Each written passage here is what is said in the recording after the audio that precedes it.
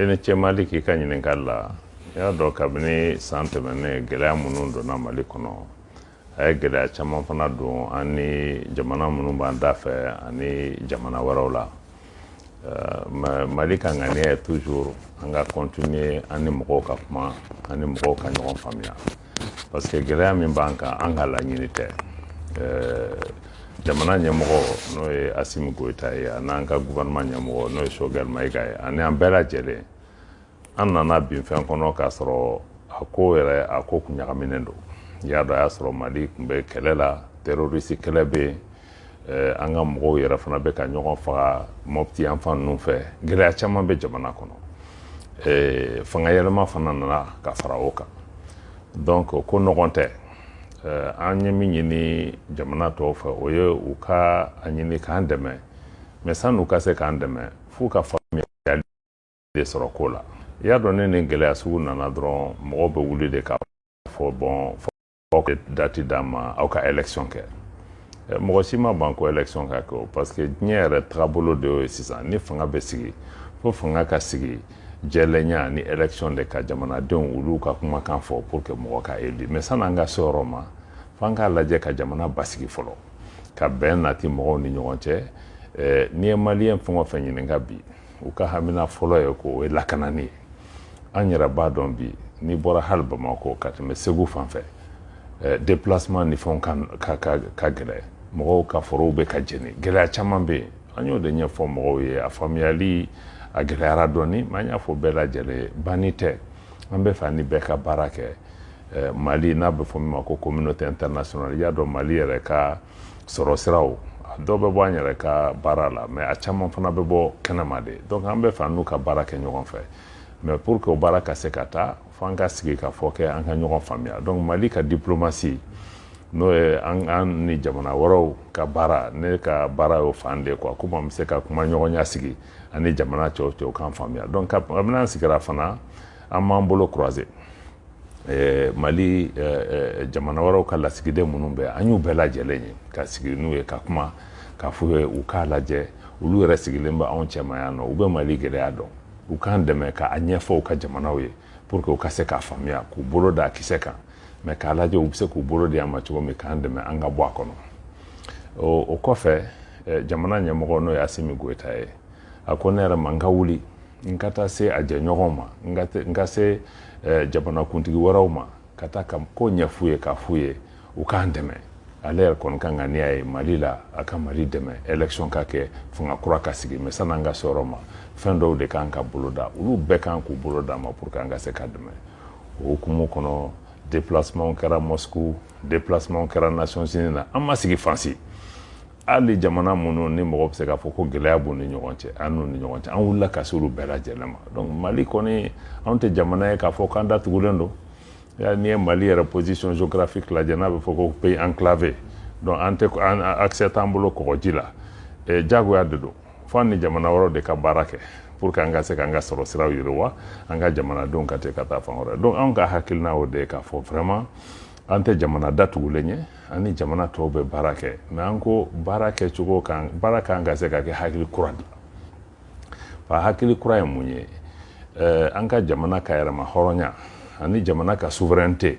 n'o ye k'a fɔ jamanadenw de kan ka jamana kow ladilan fo jamana wɛrɛw fana k'o de sariya batu ni jamana min bɛ fɛ ka kɛ Mali teri ye an y'a yira fana Mali ka kelenya k'a fɔ k'an ka jamana tɛ tila an ka siyaw tɛ tila an teriw ni minnu y'an teriw ye f'olu fana ko o de sariya ninnu batu bon ka Mali an ka danbe o fana batu donc ni mɔgɔ minnu y'o ko ninnu lajɛ ni mɔgɔ bɛ se ka baara kɛ donc o hakilinata de b'an na donc an bɛ fɛ bɛɛ k'a faamuya ko Mali tɛ fɛ ka ko dɔn mɔgɔ la mais n'a ni mɔgɔw bɛ baara kɛ a baara bɛ kɛ jɔsen kuraw de kan donc o jɔsen kura ninnu ni mɔgɔ minnu bɛ don o kɔnɔ an n'olu bɛ continuer ni minnu tɛ don o kɔnɔ an n'u bɛ continuer kuma ɲɔgɔnya fɛ fo ka na k'u bila o hukumu kɔnɔ pour que an ka se ka taa ni ɲɔgɔn ye donc ni kuma lasurunyana anw ka diplomatie baara o ye nin de ye k'a lajɛ ka bɛn nata ni mɔgɔw ni ɲɔgɔn cɛ mais fo bɛn ka kɛ bonya de kɔnɔ et après an b'a lajɛ dɛmɛ min bɛ na o dɛmɛ ka na o bonya kelen kɔnɔ quoi. Bon, c'est-à-dire pour que se avancer au là, an y'a ye k'a fɔ sommet extraordinaire kɛra k'a fɔ CEDEAO tun ye sanction ta Mali kama mais u tun ko k'a fɔ le 12 décembre u kan na sigi ka fɔ dɔ wɛrɛ kɛ ka se k'o ko ɲɛ jateminɛ mais ka kɔ ɲɛ e yɛrɛ wulikajɔ caman kɛ comme i y'a fɔ cogoya min na i tun bɛ Dakar i ni mɔgɔ caman yɛrɛ ɲɔgɔn ye en même temps i tila ka wuli sera Niger ka se Ghana ka taa fɔ Côte d'Ivoire na donc an maliyɛnw bɛ se ka mun de tɔmɔ ni wulikajɔ ninnu na k'a fɔ mun kɛra sababu ye k'a fɔ bibi na Mali bɛ se k'a fɔ an bɛ sira dɔ kan sira min na ne y'a sɔrɔ k'a fɔ an bɛ ka bɛn ɲɔgɔn samati Mali ni diɲɛ jamana ɲɔgɔn cɛ. Bon cɛsiri fɛn o fɛn bɛ ka kɛ o cɛsiri ye k'a fɔ ka kuma ɲɔgɔnya batu ani jamana minnu bɛ an da fɛ a bɛ se ka kɛ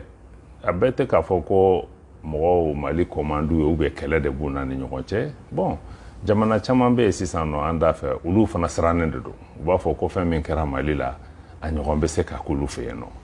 bon dɔw fana bɛ yen nɔ jamana wɛrɛw de bɛ taa ka kuma u bɛɛ fɛ k'u lasiran ka fɔ ye min bɛ kɛ Mali la n'a y'o sigi k'a lajɛ nin bɛ k'aw la nin bɛ k'aw la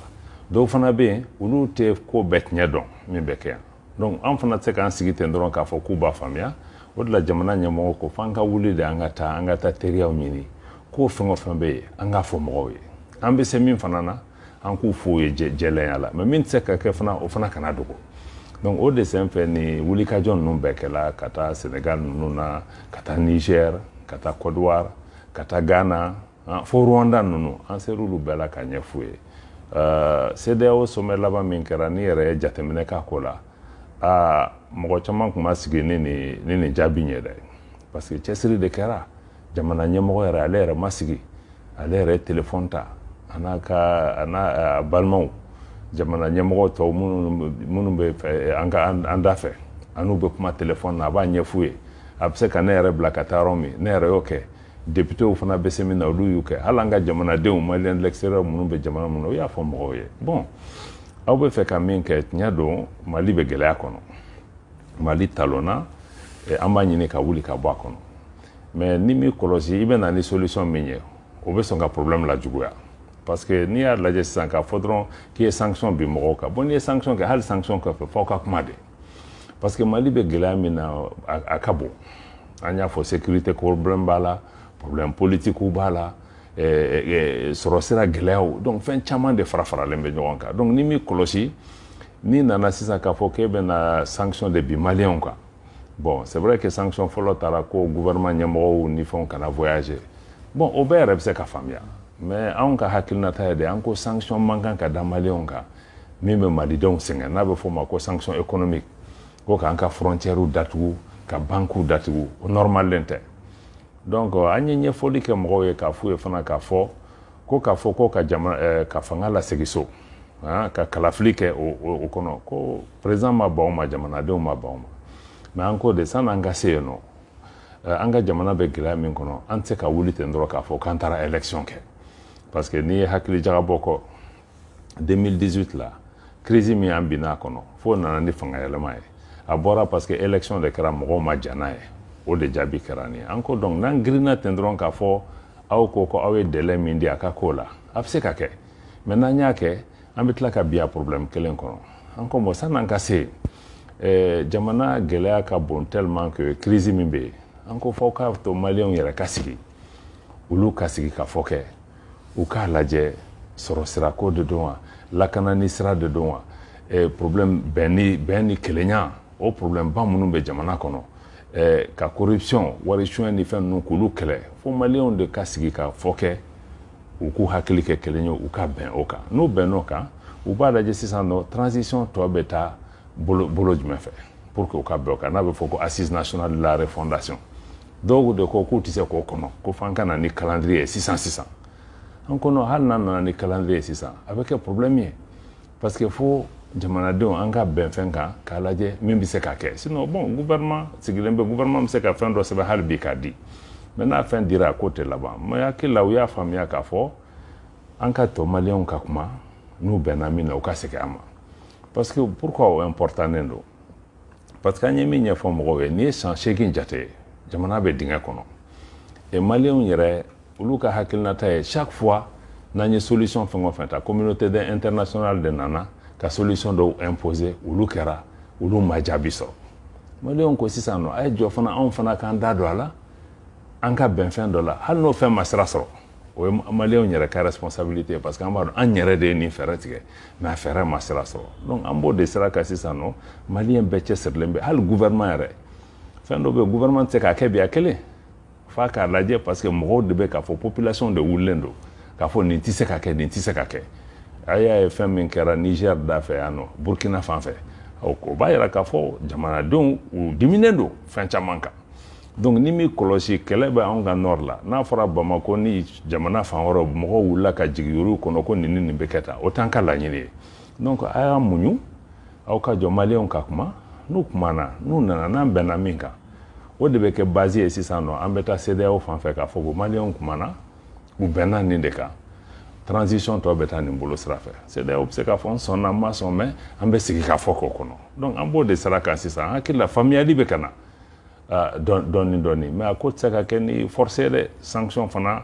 o t'a solution ye. yani ka kuma di Ibu Sima c'est à dire kuma question dɔw wɛrɛ fɛnɛ bɛ yen nɔ n'o ye comme i kumana fɛn kan élection ko kan mais an b'a ye k'a fɔ problème wɛrɛw bɛ yen nɔ mɔgɔ wɛrɛw bɛ ka kuma o kan tel que Union européenne ka taa se fo Amérique lanfɛnw ma olu b'a k'a fɔ ko Wagner ko hali ni y'a sɔrɔ k'a fɔ i y'a ko jɛya bɛɛ k'a fɔ Wagner ko in filɛ nin a kɛ kun ye sababu ye cogo min na ka se ka Mali nege bɔ diɲɛ mɔgɔw la cogo min na u ka se k'u sago sɔrɔ Mali la mais i bɛ se ka mun de sɔrɔ bi k'a fɔ maliyɛnw ye Wagner ko in na cogo min na a bɛ se ka jɛya bɛɛ lajɛlen ye.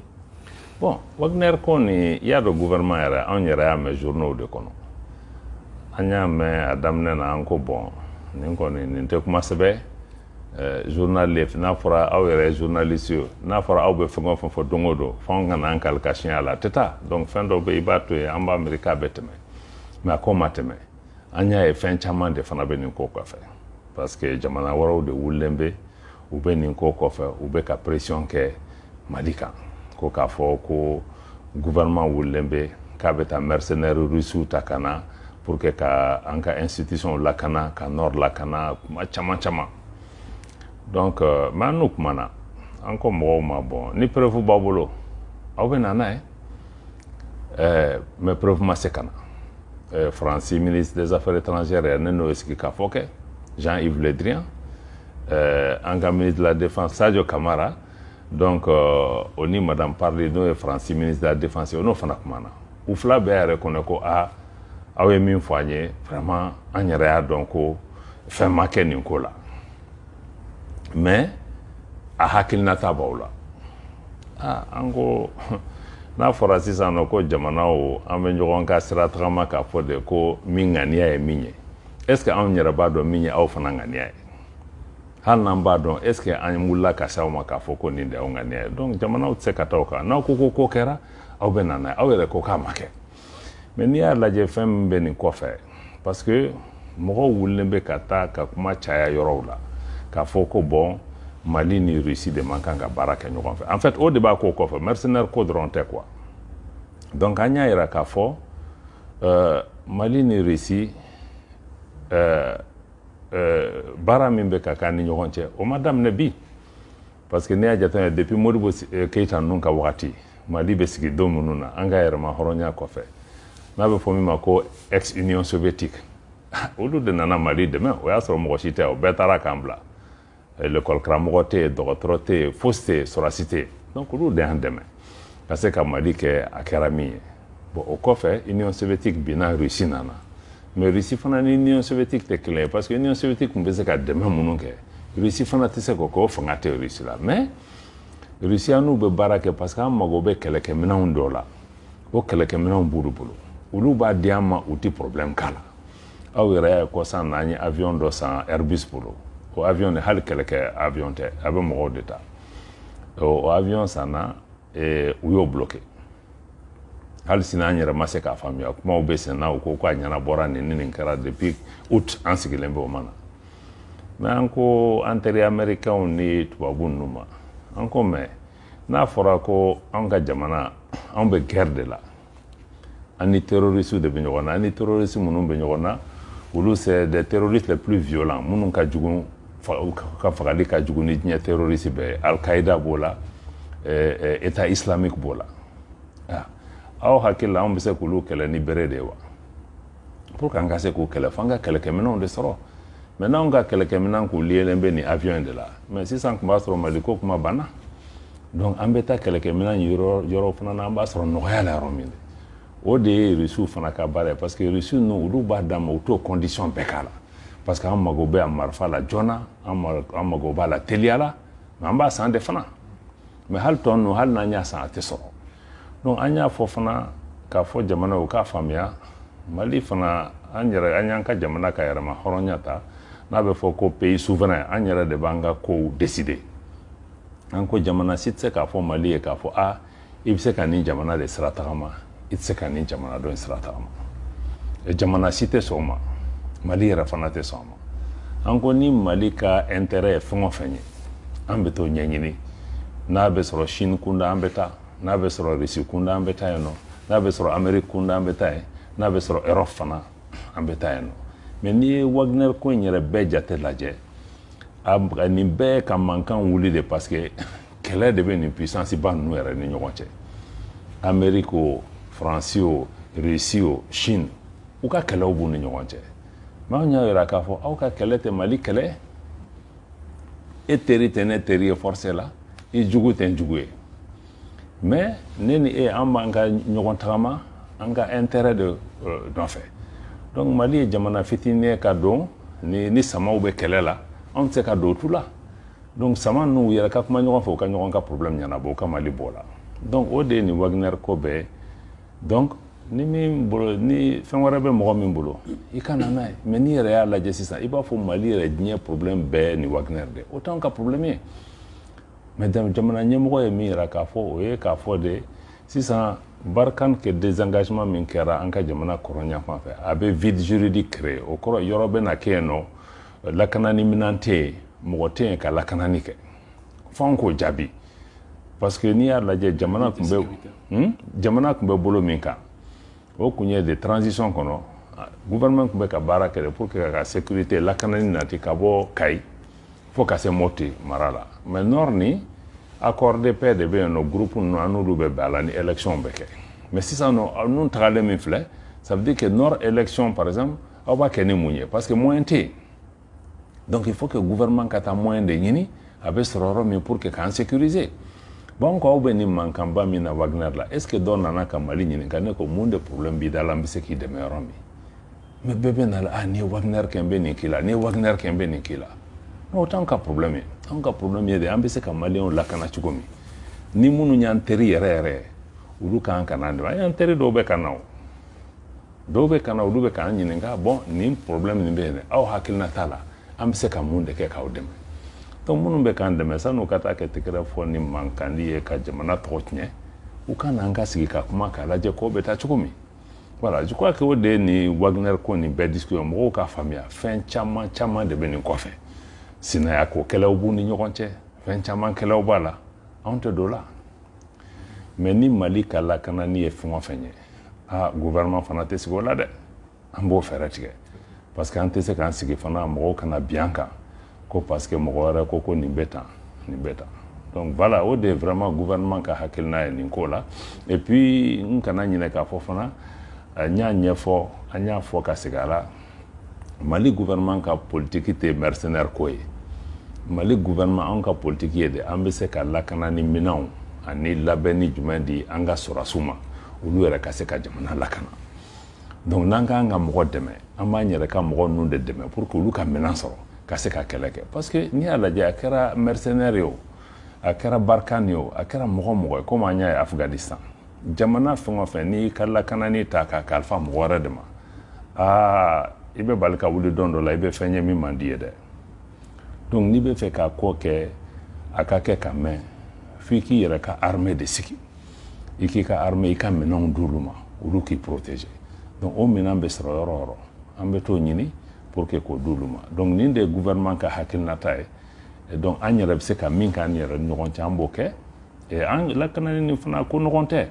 min bɛ Mali kunna a bɛ jamana caman de fana kan donc fan ni an ka jamana minnu b'an kɛrɛfɛ n'a bɛ fɔ ko coopération régionale a kɛra Algérie ye sa wa a kɛra Mauritanie ye a kɛra Niger ye G5 ni fɛn ninnu an n'olu bɛɛ kan ka se ka baara kɛ pour que k'a kɛ lakanani bɛ sabati cogo min donc hali olu yɛrɛ an mago bɛ se jamana tɔw ka dɛmɛ ma mais dɛmɛ fana f'a ka kɛ o hakilinata de kɔnɔ a ka kɛ ni jɛlɛnya ye parce que ni mɔgɔw bɛ kɛ ni dɛmɛ i tɛ se ka k'i bɛ Mali dɛmɛ i n'anw bolo bɛ ɲɔgɔn bolo i ni Mali juguw bolo bɛ ɲɔgɔn bolo o fana tɛ taa dɛ n'i bɛna dɛmɛ kɛ a bɛ kɛ jɛlenya ani tilennenya de kɔnɔ n'i bɛ fɛ ka kɛ Mali teri ye i bɛ Maliyɛnw de bɛɛ de i teri ye mɔgɔ tɛ se k'a fɔ ko Mali dɔgɔnɔw de ye ne teri ye kɔrɔbɔrɔw de ye ne teri ye non n'i ye Mali teri ye i bɛ kɛ Mali jamana den bɛɛ de teri donc anw ka hakilinata ye o de ye bi n'an teri minnu bɛ na an b'u juger o de fɛ Mali teri ye mɔgɔ minnu b'aw ka kelenya dɛmɛ mɔgɔ minnu b'a dɛmɛ aw ka se ka wuli aw yɛrɛ ye donc ni dɛmɛ min tɛ taa o sira fɛ fana ne hakili la an kan ka se ka courage sɔrɔ k'a fɔ o tigi ye bon i ka ŋaniya ka ɲi mais i bɛ se k'a to yen. D'accord. Monsieur le ministre, il y a un bismillah fait initié. En me fera ɲininkali min kɛ c'est que a yɛrɛ la k'a fɔ ko bɛnkan bi ani Rusiw cɛ État russe yɛrɛ cɛ la fédération russe bɛnkan bi anu cɛ donc groupe Wagner ko kuma tɛ yen ɲininkali ye min ye sisan bɛnkan min b'an ni u cɛ o ye bɛnkan jumɛn ye o ye fɔlɔ ye ka tugu a la est-ce que population malienne bɛna bɛnkan ni est-ce que an bɛna dɔn bɛnkan modèle min de don wa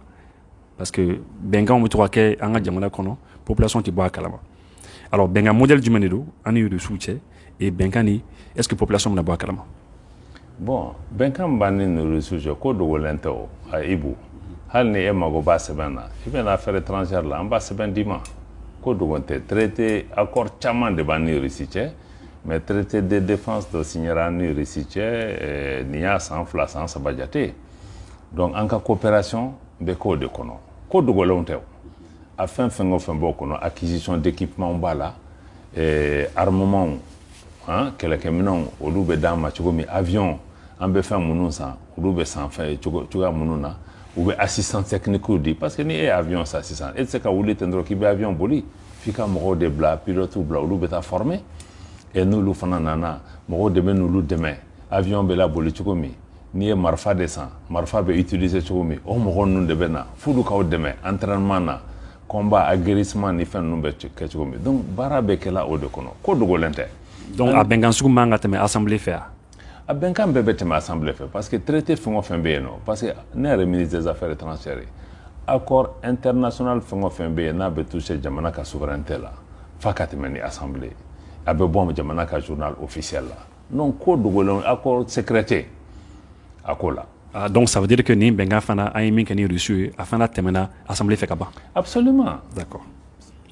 donc o tɛmɛnen fana ko an kan bɛ ɲininkali kɛ o don i tun bɛ Russie la yen nɔ i ni ministre Rusiw ka ministre des affaires étrangères tun bɛ ɲɔgɔn fɛ monsieur Lavrov a ye kuma ta a ye kuma dɔ fɔ o ma tɛmɛ an kan a ko monsieur Diop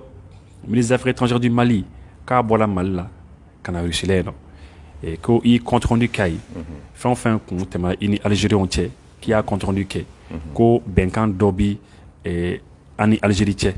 ko i o fɔ a ye donc an bɛ fɛ ka dɔn o bɛnkan ye jumɛn. bon ne m'a dɔn ni n ye kuma faamuya dɛ mais ne m'o mɛn m'a dɔn n'a kan bɛ an ye accord pour la paix et la réconciliation ni n'o de don oui an bɛ se k'o kuma fɔ mais k'a fɔ ko kɛlɛ sira fɛ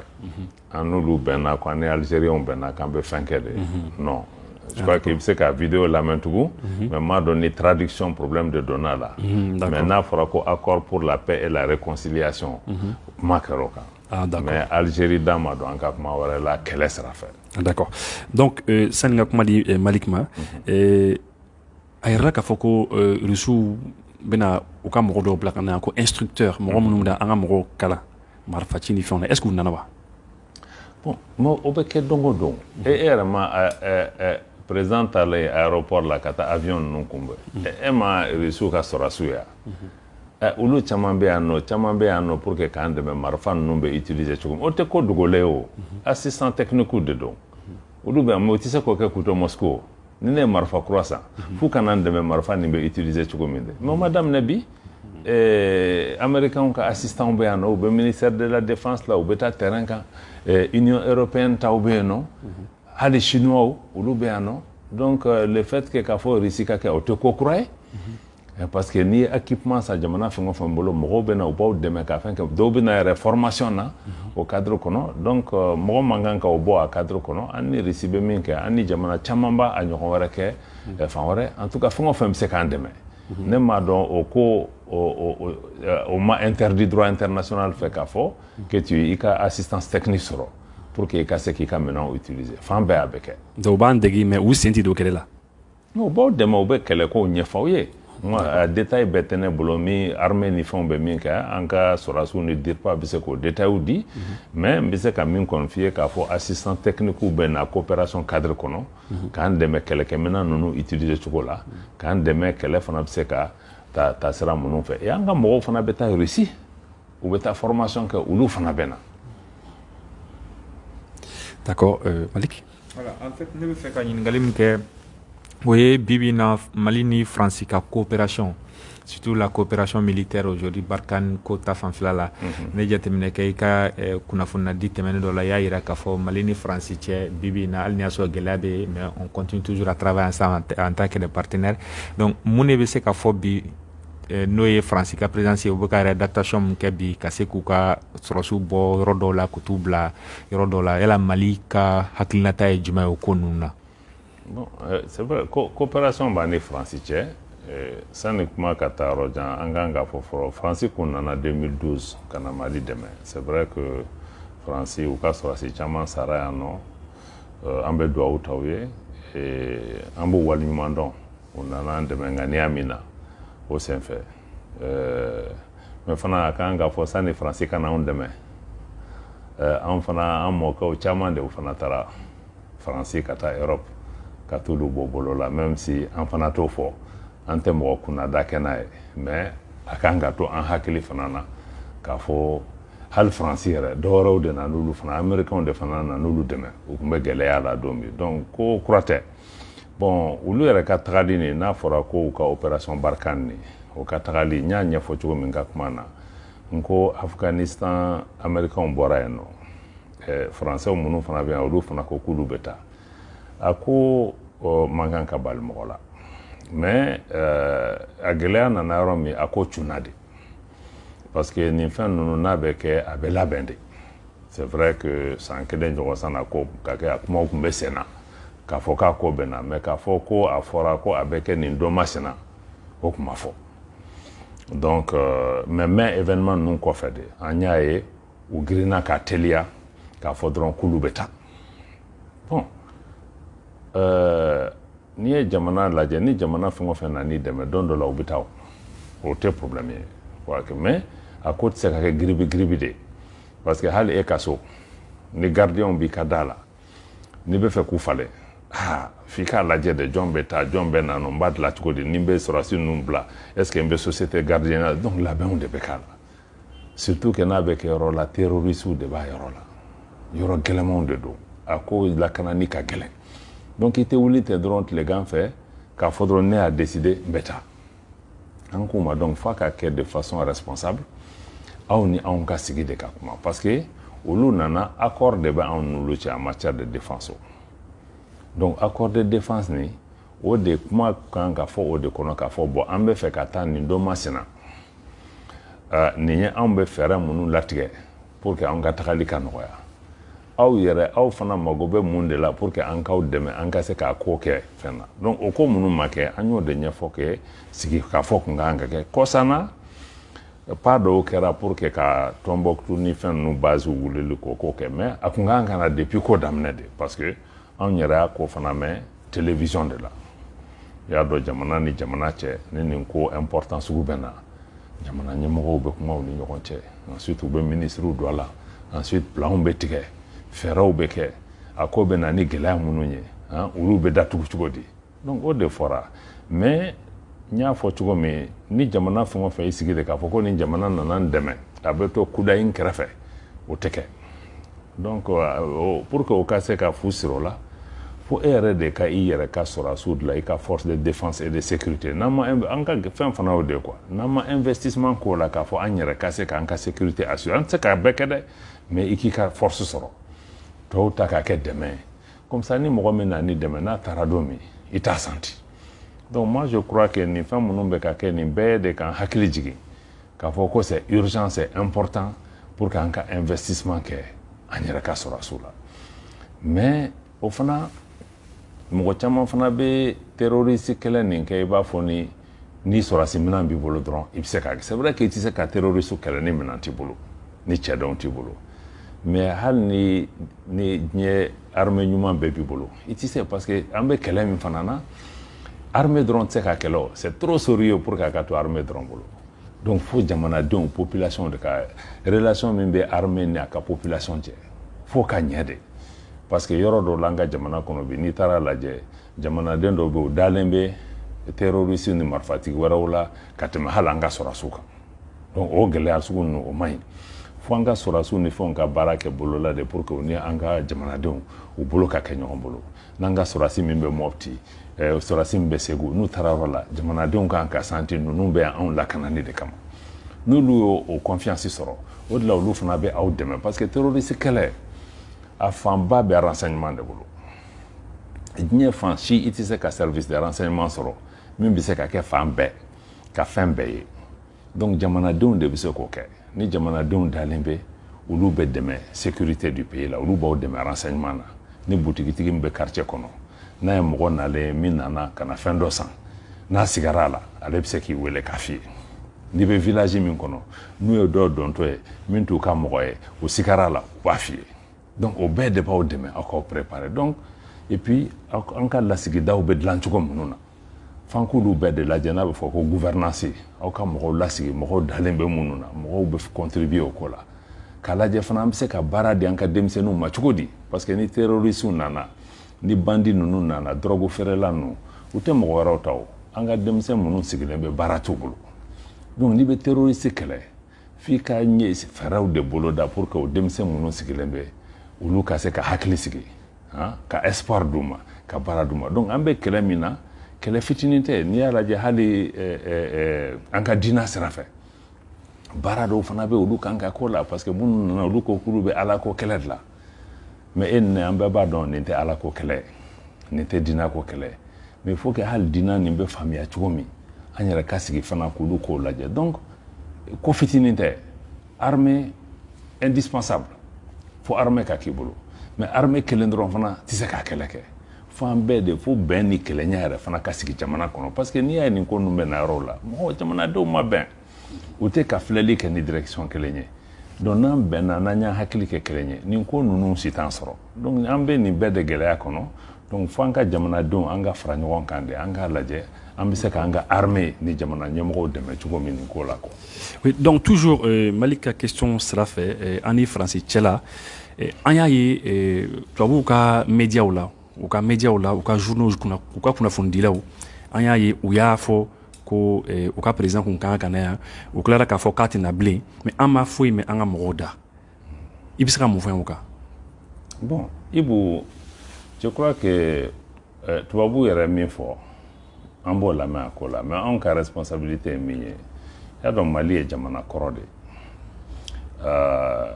a bɛ fɔ ko mɔgɔ y'i ka dunan sago de ni dunan fɛn o fɛn k'i bɛna Mali la an b'i bisimila anw ka responsabilité kun y'o de an ko n'a nana an b'a bisimila et fɛɛrɛ bɛɛ kun latigɛlen bɛ pour que a ka se ka bisimila tiɲɛ don gɛlɛya b'an ni Faransi cɛ mais o tɛ kuma ɲɔgɔnya bali pour que ka gɛlɛya wuli f'an ka sigi ka kuma de donc anw sɔnna o kuma ɲɔgɔnya ma donc hali sini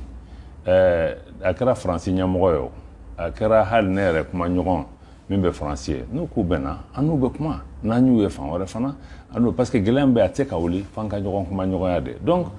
kɛlɛ gɛlɛya wɛrɛ tɛ Mali kan Mali y'a fɔ de dɔrɔn bɛɛ fɛ min b'an ni ɲɔgɔn cɛ a bɛ ɲɛnabɔ sira min fɛ an y'a fɔ f'a ka kɛ bonya de kɔnɔ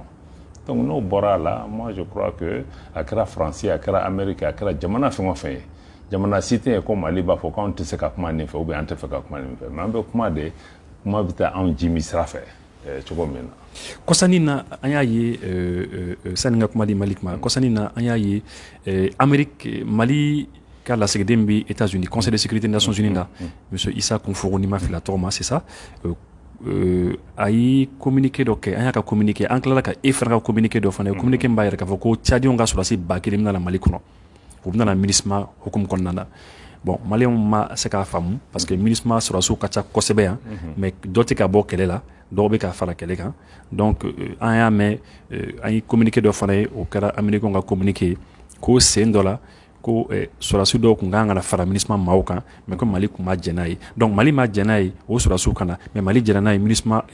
tchadiens ka sɔrɔdasi ka se ka na alors an ma se k'a faamu i bɛ se ka ɲɛfɔ an ye qu'est-ce qui s'est passé min kɛra exactement bon c'est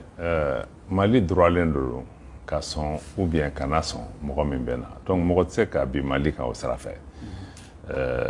quoi que hakilina wɛrɛ de bɛ mɔgɔw la o nin fɛn ninnu kɔfɛ mais min kɛra i y'a dɔn an kun y'a fɔ ko MINUSMA n'olu kun bɛ sigi ka fɔ la olu kun ko ko u ka effectif minnu bɛ yen k'u bɛ 2000 hommes fara kan mais o 2000 hommes nin kuma fana nana cogo di parce que n'i y'a lajɛ ni MINUSMA mandat banna baara dɔ de bɛ yen u b'a fɔ o ma ko revue stratégique ni revue stratégique u bɛ équipe de bila ka na k'a lajɛ mandat min bɛ sen na o bɔra sira fɛ cogo di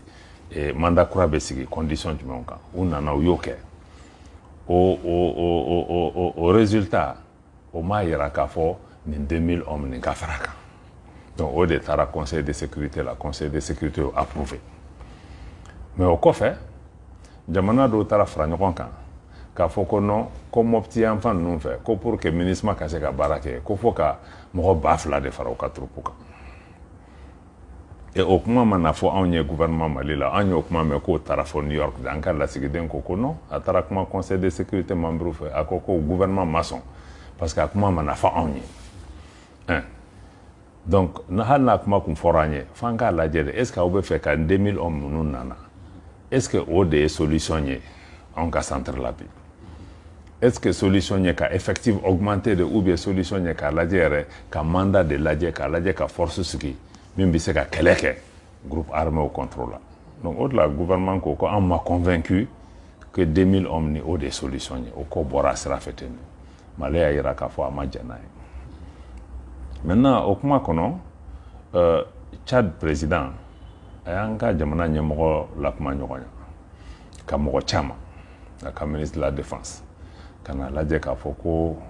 Tchad contingent olu de bɛ Aguelok n'a y'a lamɛn MINUSMA kɛlɛ caman bɛ kɛ yen nɔ terroriste tchadiens de b'a kɛ Tchad nana yan fana u ka sɔrɔdasi caman de sara Mali libération na an balima jamana don relation ɲuman b'an ni ɲɔgɔn cɛ u nana u k'an ma ko ko gɛlɛya b'an kan ko ni tubabu ninnu taara Barkhane taara ka bɔ yɔrɔ in na an ka sɔrɔdasiw bɛ yen nɔ a yɔrɔ sécurité ka gɛlɛn kosɛbɛ n'an ma yamaruya an ka équipement dɔw nati u bɛ fɛ ka na ni hélicoptère damani ye ka effectif dɔ yɛlɛn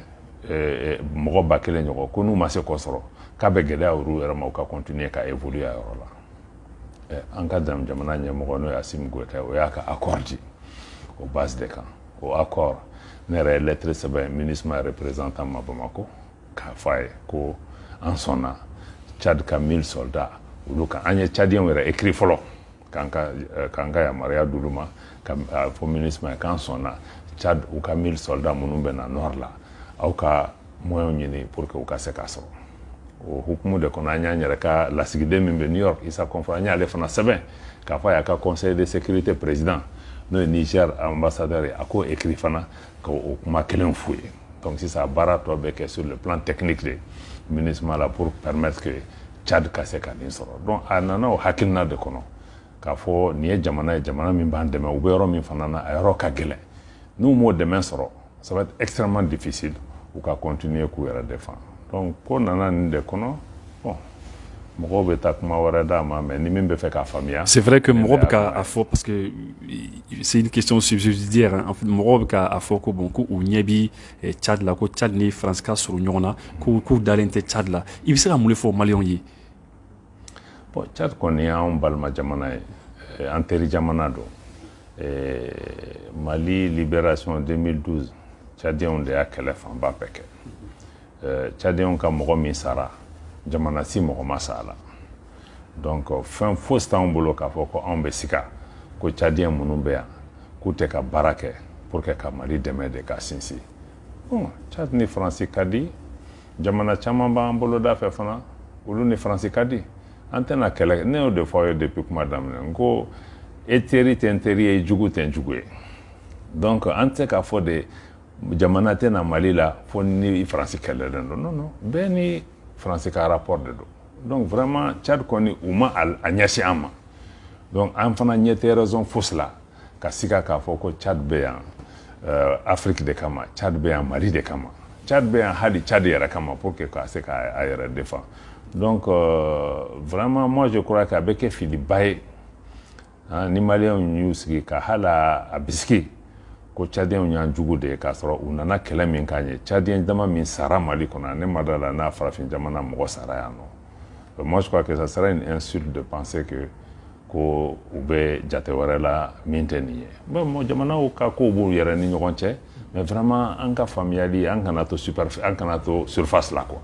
Il faut qu'an ka ko creuser k'a lajɛ. Okay. Bon en fait ne ka kuma laban question laban min o de an y'a ye k'a fɔ premier ministre yɛrɛ ka kuma dɔ la a y'a yira k'a fɔ ko jamana ministre des affaires étrangères k'a bɛ kuma ɲɔgɔnya la ni diɲɛ mɔgɔ ye hali ni y'a sɔrɔ k'a fɔ an y'o o jaabi dɔw ye sommet tɛmɛnen na comme CEDEAO y'a yira k'a fɔ ko janvier kalo la k'u kan ka na kuma Mali ko kan tuguni Mali situation kan yala labɛn jumɛn de sabatilen b'aw bolo cogoya min na Mali hali sanction kɔrɔlenw bɛ yen nɔ olu bɛ se ka wuli ka bɔ Mali kan ani fɛnɛ diɲɛma bɛ se ka na Mali dɛmɛ cogo min na ka Mali bɔ ni situation na. Bon an ye min fɔ min kan ka faamuya fɔlɔ o ye an ni CEDEAO cɛ mɔgɔw y'a fɔ ko c'est vrai a cɛ ka gɛlɛn mais an kan ka min to an hakili la toujours anw ni CEDEAO bɛ ka baara kɛ parce que anw bolo CEDEAO ye anw yɛrɛ de dɔ ye. CEDEAO sigira Mali de kɔnɔ yan nɔ 1975 donc Mali ye CEDEAO membre fondateur de ye. N'i y'o CEDEAO sigira ça veut dire que a diyara Mali de tun bɛ ɲɛfɛ ani Nigeria ani jamana wɛrɛw pour que a k'a lasigi. Mali fana ma bila CEDEAO sigili ɲɛfɛ accident na parce que depuis an ka jamana sigira depuis indépendance Modibo Keïta ninnu olu y'a jira k'a fɔ de farafinna ka kelenya o ye Mali ka priorité de ye. Fo k'a don an ka constitution kɔnɔ k'a fɔ ko Mali an pɛrɛlen bɛ k'an ka jamana fan dɔ bila pour que ka se ka farafinna kelenya sigi. O de la an bɛ CEDEAO kɔnɔ o de la an bɛ Union africaine kɔnɔ. N'i ye CEDEAO fana ta mɔgɔ jumɛn de don Sénégalais de don Ivoiriens de don Ghanaiens de don Togolais de don ni jamana bɛɛ la fana Maliens de sigilen bɛ yen nɔ. An ka sɔrɔ sira caman bɛ bɔ nin sira fɛ anw ye jamana ye enclavelen de don accès t'an bolo mer la o minɛnw bɛna cogo di n'o y'a sɔrɔ an sigilen Modibo Keïta ninnu ni Musa Traoré u y'a fɛɛrɛw sigi nin de kama k'a faamuya k'a fɔ Mali ye jamana enclavelen de ye mais pour que anw ka se ka yiriwa fo an ni an ka jamana minnu b'an da fɛ voisin wolonwula ninnu an n'olu ka bɛn an ka baara kɛ ɲɔgɔn fɛ donc CEDEAO anw bolo a b'o de kama même si donc mɔgɔ si tɛ se k'a fɔ bi ko e ka surun CEDEAO la ka tɛmɛ Mali kan même n'a y'a sɔrɔ ɲɔgɔn faamuyabaliya ani gɛlɛya fitinin b'a ni CEDEAO cɛ mais olu jamana ka ɲɛlatigɛ la nin kow bɛ kɛ an bɛ tila ka tɛmɛ nin bɛɛ kan Mali b'a a sigiyɔrɔ ta nin ko la parce que CEDEAO tɛ se ka kɛ CEDEAO ni Mali tɛ yen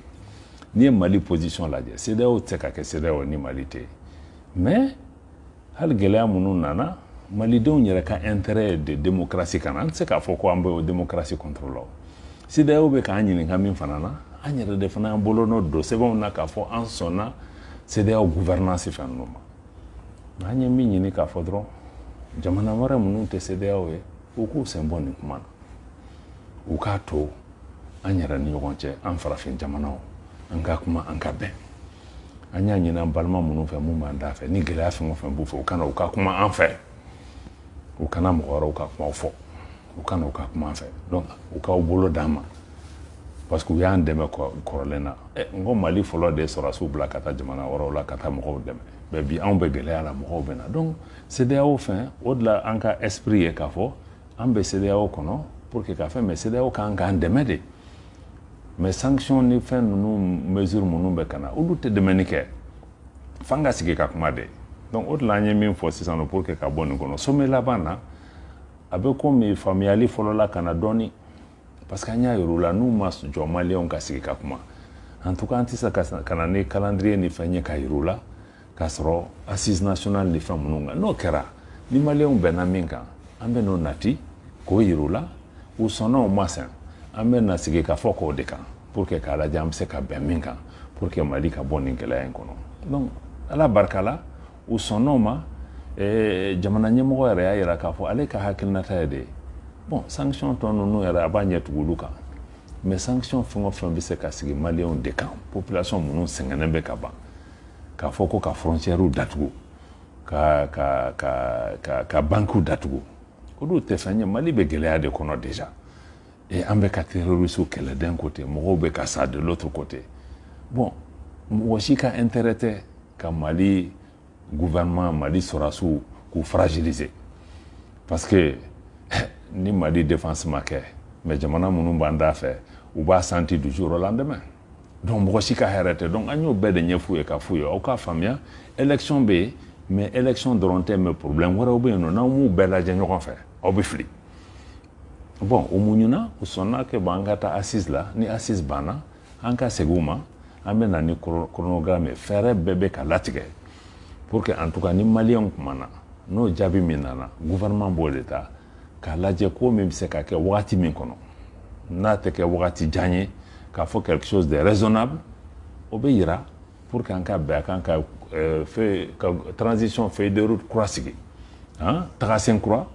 min b'a yira k'a fɔ bon élection bɛ na kɛ ni élection kɛra jamana ɲɛmɔgɔ a y'a yira kabini a daminɛ CEDEAO ni fɛnw engagement na ale engagé len don pour que ka élection kɛ fanga kuraw ka sigi mais f'a ka labɛn dɛ mais ni mɔgɔw ko ko fo ka kɛ février yanni kalo 2 kalo 3 anw yɛrɛ bɔra ka loi électorale adopté gouvernement na o taara CNT la o ma adopté fɔlɔ fo ko organe nin sigi olu yɛrɛ fana ka se ka baara kɛ ka constitution révision nati ka baara wɛrɛw boloda olu bɛɛ wagati de b'a la an y'a yira fana o réforme ninnu kɛrɛfɛ lakanabaliya fana o yɛrɛ de ye problème ba yɛrɛ n'i ye Mali région 14 ta an ka expert militaire ye min fɔ an ye ko région 5 dɔrɔn de la an bɛ se k'a fɔ raisonnablement élection bɛ se ka kɛ yɔrɔ min mais o tɔ fo baaraw de ka boloda sisan nɔ investissement bɛ ka kɛ aw yɛrɛ y'a ye k'an ka force de défense u bɛ opération na tous les jours u bɛ offensive la yɔrɔ caman fɔlɔ aw tun b'a mɛn k'u nana u ye kan ti mɔgɔw bolila ils sont en retraite non aujourd'hui aw t'o mɛn donc baaraw bɛ ka kɛ mais olu fana u bɛ wagatinin de ta sécurité zéro tɛ yen quoi an tɛna se ka se moment na k'a fɔ ko Mali lakana na problème tɛ yen mais an bɛ se k'a lajɛ 19 régions ninnu kɔnɔ yɔrɔ jumɛn bɛ yen ni baaraw bɛ se ka kɛ pour que matériel électoral ka taa sɔrɔdasiw ka na juges ka na enseignants ka na minnu ka forow jɛnna olu ka segin u ka so n'o condition minimum ninnu créera comme ça an bɛ se ka baara donc o bɛɛ de ɲɛfɔra ninnu ye k'a f'u ye ko ŋaniya jugu ko tɛ mais gɛlɛya de b'an kan f'aw ka sigi k'an lamɛn de bon o sanction ninnu hali n'a gɛlɛyara o tɛ se ka o gɛlɛya ninnu wuli n'aw ma na sigi ka kuma an fɛ et aw ka fana aw ka to an bɛ fɛn min na an ka maliyɛnw fana lamɛn nin ko la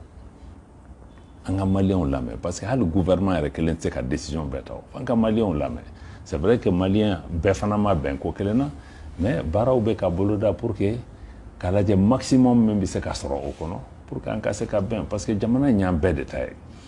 ye minnu sɔnna assise ma o minnu ma sɔn ni ma je crois que an bɛɛ de ye jamanaden ye jamana ɲɛmɔgɔ yɛrɛ y'a yira k'a fɔ ko jamanaden bɛɛ de kan ka don da kan ka don kuma na donc mɔgɔ an bɛ continuer o sira fɛ anw yɛrɛ minnu ye diplomate ye anw fana nin yɔrɔ ye o de la ka taa kɛnɛma k'o ɲɛfɔ mɔgɔw ye k'a f'u ye baara min bɛ sen na an bɛ dɛmɛ min fɛ donc hali ni ɲɔgɔn faamuyabaliya nana anw bolo wagati ko de don mais ninnu bɛɛ y'an teriw n'an balimaw de ye u b'an cɛla an yɛrɛ b'u cɛla ni ala sɔnna an bɛ bɔ nin gɛlɛya in kɔnɔ.